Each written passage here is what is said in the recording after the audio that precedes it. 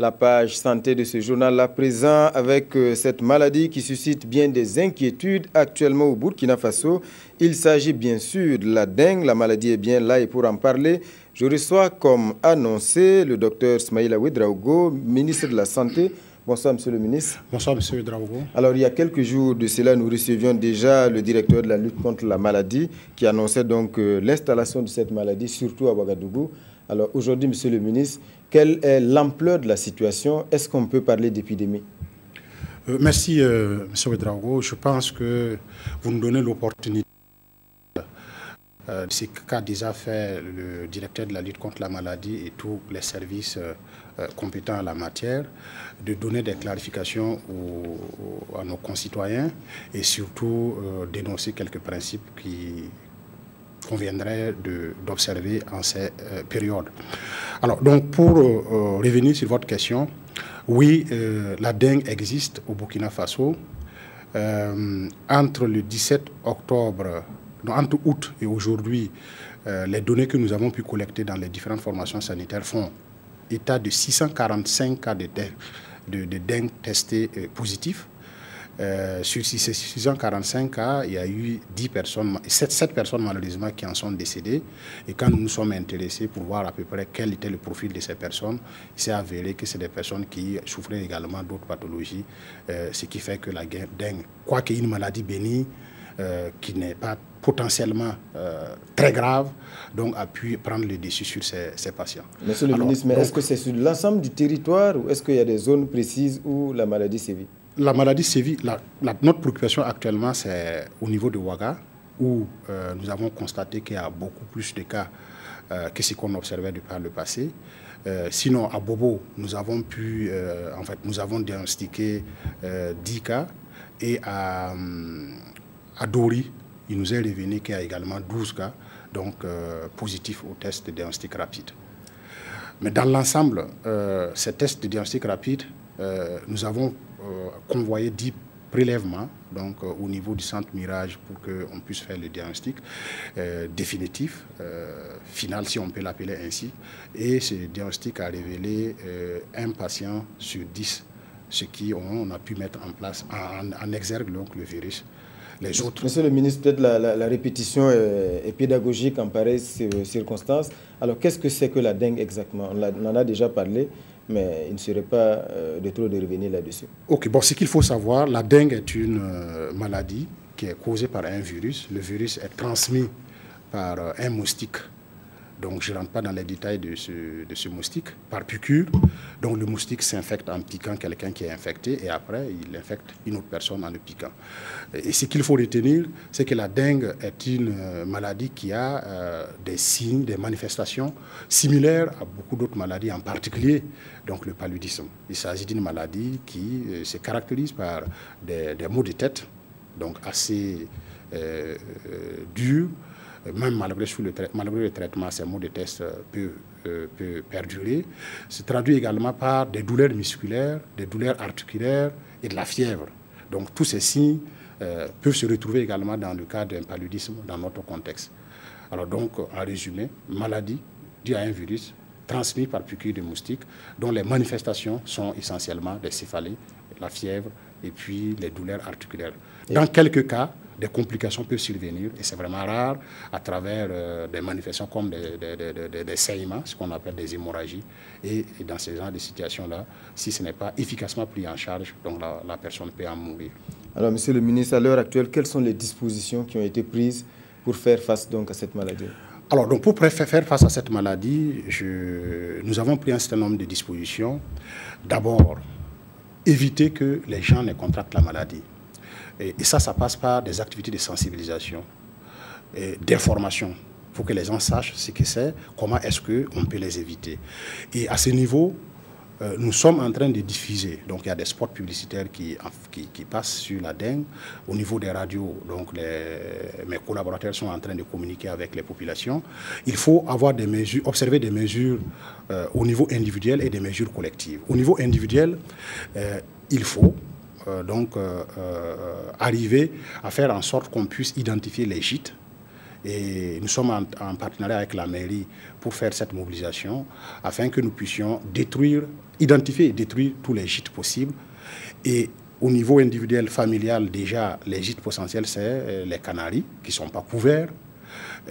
Nous invitons les populations à couvrir les Canaries, à vider l'eau au moins une fois par semaine pour éviter que le moustique ne puisse se reproduire donc, dans ces endroits. Il y a également par endroit des pneus. S'il y a des pneus qui existent dans des zones humides où il y a de l'eau à l'intérieur, donc les moustiques peuvent se reproduire. Donc nous invitons les uns et les autres à se débarrasser, donc à nettoyer leur environnement. Au-delà de ça, il y a également tous les endroits, les contenants qui ne sont pas naturels. C'est-à-dire que les pots de fleurs, par exemple, qu'on a chez nous, si on fait en sorte, lors des arrosages, que l'eau soit maintenue pendant une période donnée, le moustique peut se reproduire. Il y a également les abreuvoirs, surtout pour les animaux.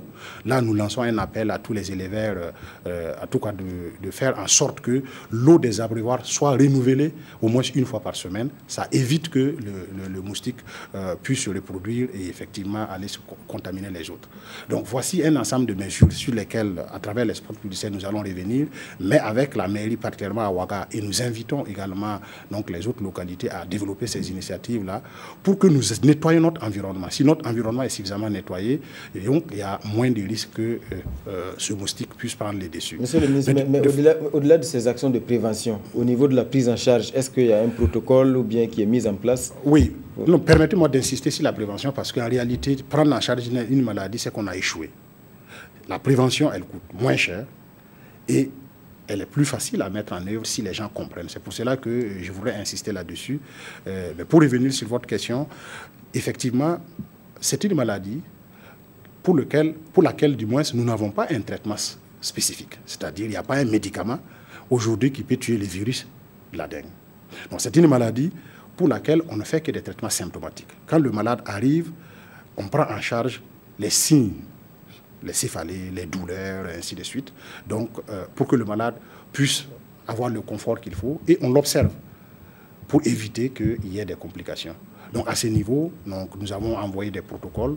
Il y avait une directive, et en plus de la directive, nous avons fait une synthèse pour donner les points essentiels donc, de cette directive-là aux agents de santé pour qu'ils puissent... Voilà. L'un des exemples, par exemple, cette directive-là, c'est de dire aux agents de santé d'éviter de faire systématiquement recours à des médicaments tels que l'ibuprofène, les anti-inflammatoires de façon générale, l'ibuprofène, l'aspirine, qui peuvent aggraver la situation des cas des malades.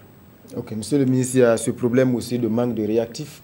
Il y a des gens, en tout cas, qui cherchent à diagnostiquer, en tout cas, leur mal, qui n'arrivent pas à le faire. Alors, qu'en est-il exactement, monsieur le ministre? Je pense qu'à ce niveau, il ne faudra pas que nous dramatisons. C'est vrai, il y avait un stock de réactifs, ces réactifs sont finis. Au niveau du gouvernement, nous avons pris des dispositions pour en commander avec notre partenaire technique, l'OMS, qui est également en train de prendre des initiatives pour que nous en procurions. Au niveau local, il y avait 2 structures qui étaient habilitées, compétentes à nous donner ces réactifs. Actuellement, ces structures n'ont plus de tests à leur niveau.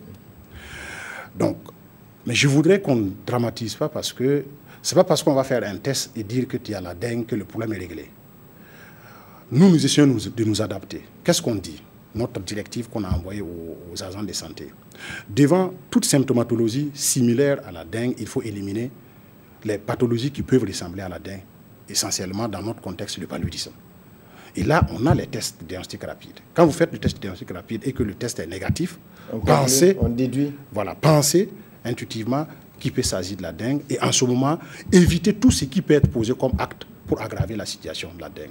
Sinon, le diagnostic permet de savoir qu'on a la maladie, mais en réalité, le suivi de la maladie se fait par une simple numération formule sanguine pour voir si l'état hémodynamique, donc la personne est stable pour éviter les complications. Donc, de façon pratique, nous avons donné ces consignes-là en attendant donc, de pouvoir nous réapprovisionner donc, en réactifs qui viendront pour confirmer, mais qui, en réalité, n'empêchent pas que la prise en charge se fasse de façon efficiente. Monsieur le ministre, il y a ces rumeurs qui circulent selon lesquelles les feuilles de papayer seraient, en tout cas, très efficaces contre la dengue.